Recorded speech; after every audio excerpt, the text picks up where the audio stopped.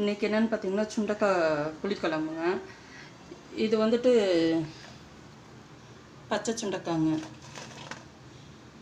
இது பொரித்து இடித்து வச்சுக்கணும். அப்புறம் சின்ன வெங்காயம், பூண்டு, ஒரு கட்டி பூண்டு, கருவேப்பிலை. இதை அரைக்கிறதுக்கு என்னென்னு பார்த்தீங்கன்னா தேங்காய், பூண்டு கொஞ்சம் பூண்டு போட்டு கொஞ்சோண்டு சின்ன வெங்காயம் போட்டுக்கணுங்க. அப்புறம் கருவேப்பிலை நல்ல ஒரு கொத்து கருவேப்பிலை. அப்புறம் ஜீரகம்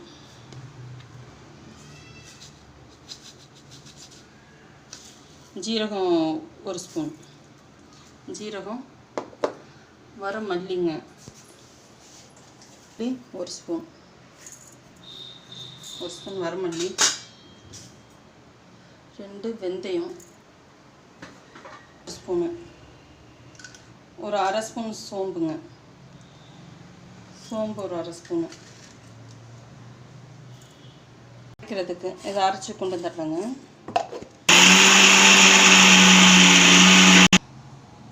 இது கூட ஒரு தக்காளி போட்டுக்கலாம். இது கூட 4 ஸ்பூனு வரமிளகாய் தூளுங்க. நீங்கள் வரமிளகாவே போடுறதுனாலும் கூட போட்டுக்கலாம். அப்புறம் சின்ன டேபிள் ஸ்பூனில் ஒரு அரை ஸ்பூனு மஞ்சத்தூள். அப்புறம் வீட்டில் அரைச்ச சாம்பார் தூள் 1.5 ஸ்பூன். புளி வந்துட்டு ஒரு சின்ன எலுமிச்சை பழ சைஸு புளிங்க. இந்த புளியும் போட்டு கொஞ்சோண்டு தண்ணி விட்டு நல்லா நைஸாக அரைச்சி எடுத்துக்கலாங்க. வச்சுக்கணுங்க. இந்த பாருங்கள், சுண்டைக்காய் போட்டு நல்லா இடிச்சிடணும். நீங்கள் கொஞ்சம் தாராளமாகவே ஊற்றணும் நல்லெண்ணெய். இதுக்கு ஒரு 4 ஸ்பூன் கிட்டக்க. பொரியறதுக்கு கொஞ்சோண்டு வெந்தயம் போட்டுட்டு, வெந்தயம் பொரிஞ்சோன்னே கடுகு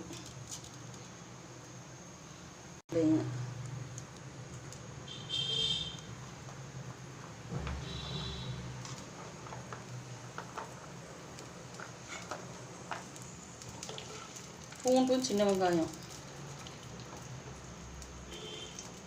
முழுசாக போட்டுடலாங்க. நல்லாயிருக்கும். பூண்டு சின்ன வெங்காயம் முழுசாக போட்டுடலாம்.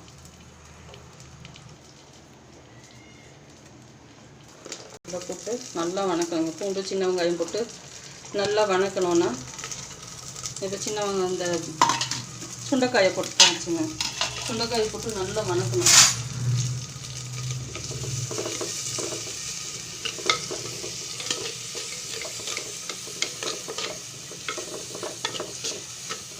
சுண்டைக்காயும்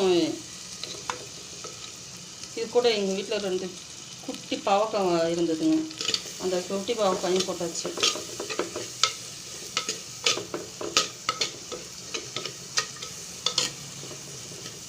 இது நல்லா வணக்கிடணுங்க. சோறை வணக்கி எடுத்துட்டு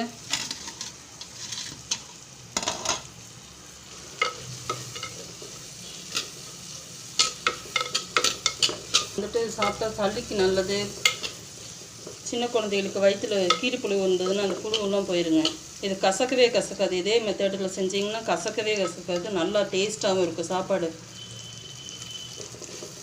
சாப்பிடலாம், சப்பாத்திக்கு தொட்டுக்கலாம். இது தக்காளியும் போட்டாச்சு. ஒரு தக்காளி அரைக்கிறதுக்கு போட்டோம். ஒன்று வந்துட்டு இதில் வணக்கிறதுக்கு போட்டு வச்சுங்க. நல்லா சோறை வணக்கிடுச்சு தெரியுதுங்களா? நல்லா சோறை வணங்கிருக்கு பாருங்க. இந்த ஸ்டேஜில் வந்துட்டு நல்லா வணக்கணுன்னு நம்ம அரைச்சி வச்சுருக்கிற மசாலாவை இதில் போட்டுருணும். தேங்காய், புளி, மஞ்சத்தூள், சின்ன வெங்காயம், பூண்டு எல்லாம் போட்டோம் இல்லைங்களா? அதெல்லாமே போட்டு நல்லா கொஞ்சம் நேரம் வணக்கணும். இல்லைங்க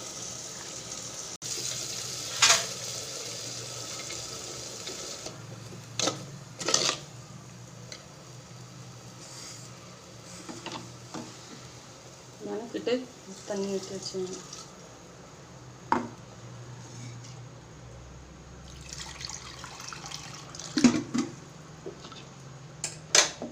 நம்ம தேவைக்கு தகுந்த தண்ணி ஊற்றிக்கலாங்க.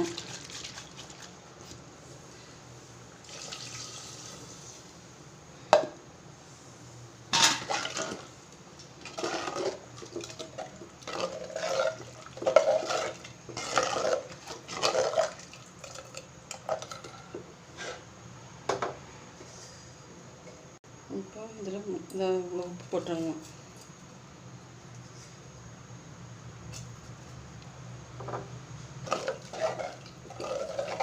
இது நல்லா கொதிச்சு வரையில் நல்லா திக்காயிருங்க. இவ்வளோ தண்ணி ஓட்ட வச்சோம்னா தான் நல்லா திக்காயிரும்.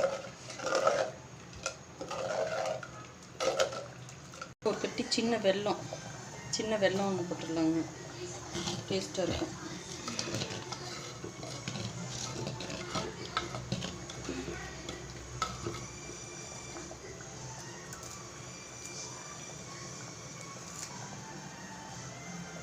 கொத்தமல்லி தழை,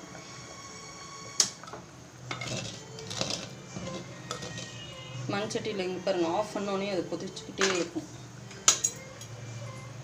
அதுக்கு தொட்டுக்கிறதுக்கு அப்பளம் பொரிக்கிறேன். காஞ்சிருச்சு.